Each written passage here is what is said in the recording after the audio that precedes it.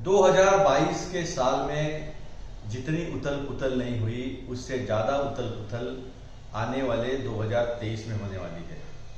और सबसे पहले मैं ये बता दूं कि 2023 में महाराष्ट्र में शिंदे नाम का कोई गुट नहीं होगा।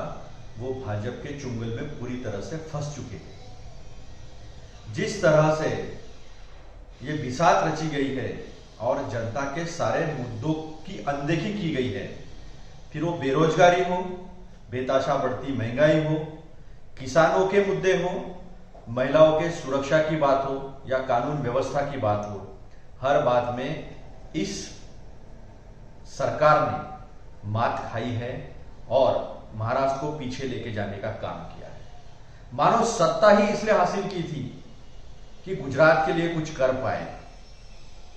महाराष्ट्र के विकास को रोककर गुजरात में सारे उद्योगों को भेजकर मोदी जी की मदद के लिए ये शिंदे फडणवीस सरकार आई है। ये बात अभी लोगों के मन में पक्का घर कर गई है।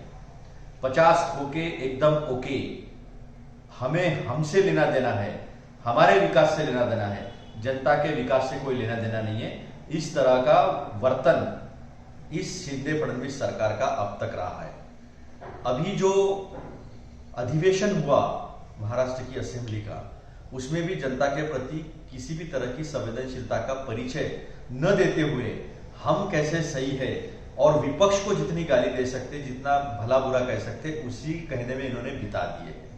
यही देवेंद्र फडणवीस कहते थे कि अधिवेशन बड़ा होना चाहिए, 2 महीने का होना चाहिए, 6 हफ्ते का होना चाहिए। लेकिन पिछले टर्म में भी जब ये मुख्यमंत्री थे तब भी 2 हफ्ते के ऊपर नहीं चला और आज भी 2 हफ्ते के ऊपर नहीं चलने दिया। तो ये स्पष्टता से जनता के सामने आ चुका है। इसका परिणाम जो है वो जनता इनको दिखाने वाली है। फिर वो बीएमसी का चुनाव हो, बॉम्बे म्युनिसिपल कॉर्पोरेशन का, नागपुर म्युनिसिपल कॉर्पोरेशन का, पुणे म्युनिसिपल कॉर्पोरेशन सहित 10 महानगर पालिकाओं के चुनाव में इनकी जगह जो है वो जनता दिखाने वाली है। अभी जो विधान परिषद के चुनाव है वो 5 की 5 सीट महाविकास आघाड़ी ही जीतेगी, ये मैं आपको दावे के साथ कह रहा हूं।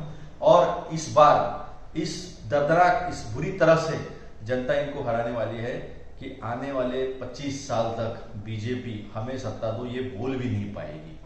बहुत मौका इन्हें दिया और मौका देने के बाद इन्होंने जिस तरह से लोगों का विश्वासघात किया, हर बात पर हमने किसानों की कर्जा माफी की, दूध को पैसे दिए,